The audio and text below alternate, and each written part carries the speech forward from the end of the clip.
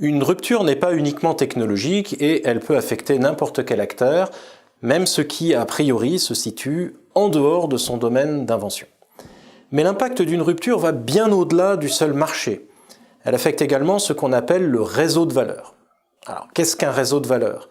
C'est l'ensemble des parties prenantes d'un écosystème donné, producteurs, partenaires, clients, fournisseurs, distributeurs, etc. Et surtout la façon dont ce réseau crée de la valeur. Alors regardons l'impact d'une rupture sur le réseau de valeur au travers d'un exemple simple, celui des tests de grossesse.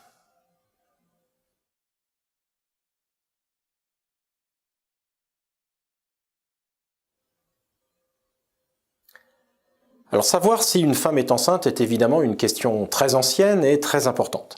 C'est aussi une histoire passionnante qui mêle technologie et société. Jusque dans les années 50, on ne connaît pas les mécanismes hormonaux permettant de tester la grossesse. Il y a des choses qui marchent, certaines depuis l'Antiquité, mais on ne sait pas pourquoi.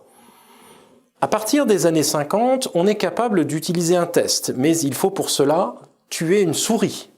Alors je vous passe les détails, mais vous conviendrez que ça n'est pas idéal. Quelques années après, on peut tester avec une grenouille, qu'il n'est plus nécessaire de tuer, ce qui est bien sûr un progrès. Dans les années 60, les connaissances scientifiques sur les mécanismes hormonaux progressent. On peut désormais faire un prélèvement chez le médecin, prélèvement qui est ensuite envoyé dans un laboratoire médical. Une fois le test effectué, le laboratoire renvoie les résultats chez le médecin. À cette époque apparaît donc un nouvel acteur, le laboratoire d'analyse. Le médecin n'est plus seul, il sous-traite l'analyse à un acteur spécialisé.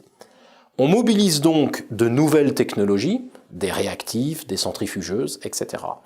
Et un nouveau métier apparaît, celui de technicien ou technicienne de laboratoire. On voit donc qu'il y a une modification du réseau de valeur.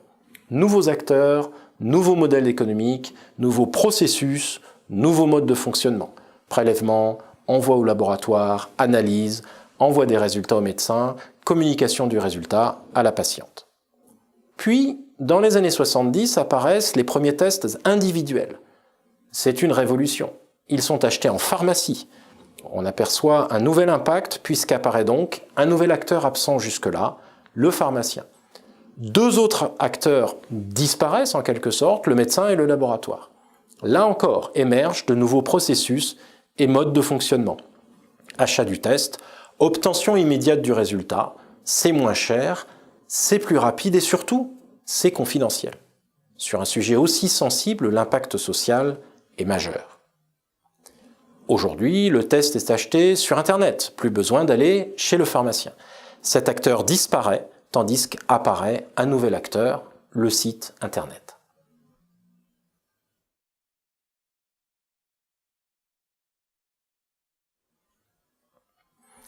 L'impact d'une rupture, c'est donc de remodeler l'écosystème, le réseau de valeur.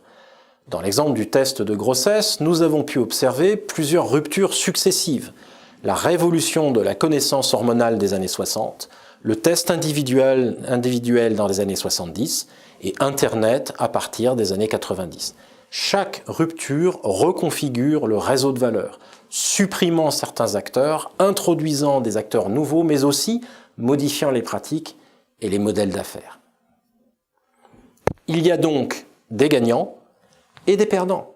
Il n'est donc pas étonnant que chaque rupture fasse aussi l'objet de résistance. On le voit avec les taxis face à Uber, par exemple. On ne peut donc pas penser le changement technique sans penser au changement économique et donc social qu'il induit. C'est un des aspects que les innovateurs apprennent souvent à leurs dépens. Un des critères de réussite d'une innovation de rupture est donc de bien anticiper, dans la mesure du possible, les impacts sur le réseau de valeur pour les gérer au mieux.